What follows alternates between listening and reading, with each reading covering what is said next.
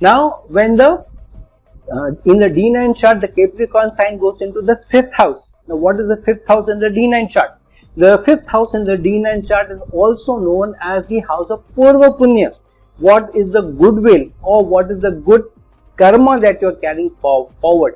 So, this is also a house of high gains coming from your Purva Punya, coming from your good karma.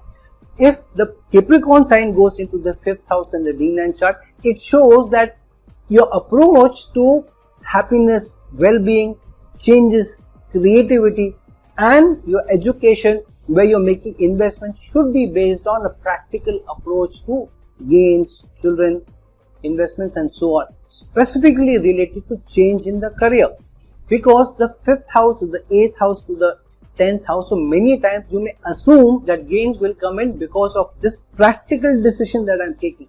However, the decision may not be as practical as you think.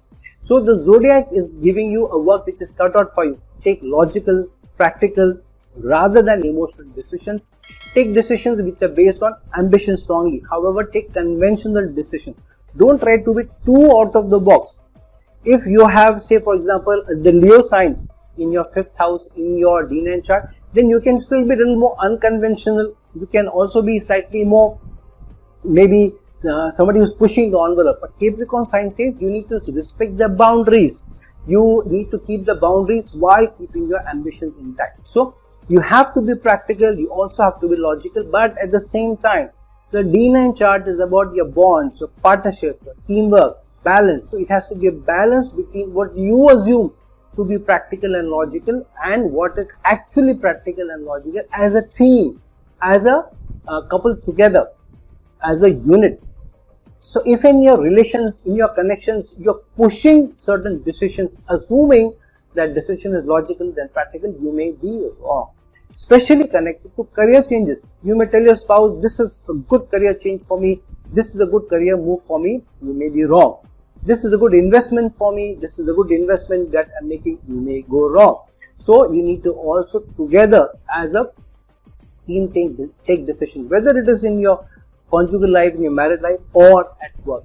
And don't assume that you're logical and practical, but sit down with your team and ensure that there is a balance. The Navamsa chart is about balance, it's not about you alone. So if there is a balance in the team, in your connections, in your partnerships, in your married life, then the 5th house will give you good results because of the committed relation bound approach that you're taking to logic and as well as practicality.